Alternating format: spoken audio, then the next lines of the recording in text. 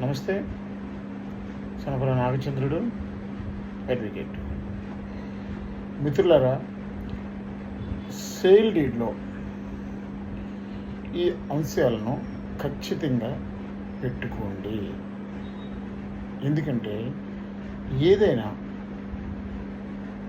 ఒక agricultural land లేక non agricultural land కొనే ముందు సాధారణంగా మనం సేల్ ఆఫ్ అగ్రిమెంట్ చేసుకుంటాం. సేల్ ఆఫ్ అగ్రిమెంట్ చేసుకున్న తర్వాత కొంత సమయం తీసుకొని ఆ సేల్ ఆఫ్ అగ్రిమెంట్ని త్రూ రిజిస్టర్ ఆఫీస్లో రిజిస్ట్రేషన్ చేసుకుంటాం. ఎందుకంటే సేల్ ఆఫ్ అగ్రిమెంట్ అనేది అన్రిజిస్టర్డ్ డాక్యుమెంట్. దాని మ్యాండేటరీ కేవలం 3 సంవత్సరాలు మాత్రమే. అదే సేల్ డీడ్ రిజిస్ట్రేషన్ చేసుకుంటే రిజిస్టర్ ఆఫీస్లో మనకి ఎటువంటి సమస్య వచ్చినా ఆ సమస్యల మీద 3 సంవత్సరాల లోపల మనం కోర్టులో కేసు ఫైల్ చేసుకోవచ్చు అన్నమాట. ఎందుకంటే ప్రాపర్టీ కొనుగోలు చేసినప్పుడు సేల్ డీడ్లో మనం పెట్టవలసిన కండిషన్స్ ఏంటంటే అమ్మకందారుడు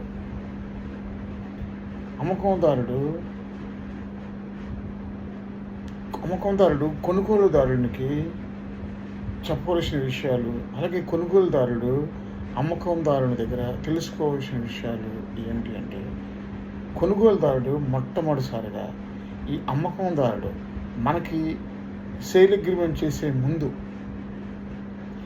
ఎవరికైనా అగ్రిమెంట్ చేశాడా, లేదా ఎక్కడైనా మార్టిగేజ్ చేశాడా, లేదా ఎవరికైనా జీపీఐ రాశాడా, లేకపోతే వాళ్ళ కుటుంబ సభ్యులకి ఈ ఒక ప్రాపర్టీ మీద హక్కులు ఉన్నాయా, ఇటువంటి విషయాల్ని మనం ఖచ్చితంగా తెలుసుకోవాలి. ఎందుకంటే రిజిస్ట్రేషన్ చేసిన తర్వాత వాళ్ళ కుటుంబ సభ్యులు అవ్వచ్చు, లేదంటే ముందు మాకు అగ్రిమెంట్ అయిందండి అని వేరే వ్యక్తి అవ్వచ్చు, లేదంటే ఇంకొక వ్యక్తి నాకు ముందు రిజిస్ట్రేషన్ చేసాడంటే మళ్ళీ డబుల్ రిజిస్ట్రేషన్ చేసాడని వేరే వ్యక్తి, ఇలాగా రకరకాల ప్రాబ్లమ్స్ క్రియేట్ అవ్వకుండా ఉండాలి అంటే మనం తెలుసుకోవాల్సినవి ఏంటంటే, మనకు కొనుక్కునేటప్పుడు మనము ఎవరికి మనకు ముందు అగ్రిమెంట్ ఎవరికి చేయలేదనే విషయం, రెండోది జీపీఐ చేయలేదనే విషయం, ఎవరికి వీల్నామా చేయలేదనే విషయం, తర్వాత ఎవరికి కూడా మార్టిగేజ్ చేయలేదనే విషయం ఖచ్చితంగా మనం ఏదైతే డ్రాఫ్ట్ చేస్తామో ఆ డ్రాఫ్ట్లోని ఈ విషయాలన్నింటినీ మనం రాసుకొని ఆ ఒక డ్రాఫ్ట్ని రిజిస్టర్ ఆఫీసులో రిజిస్ట్రేషన్ చేసుకుంటే అప్పుడు మనకు కానీ మన తర్వాత వాళ్ళకి కానీ మన తర్వాత పిల్లలకు కానీ ఎటువంటి ప్రాబ్లమ్స్ రావు.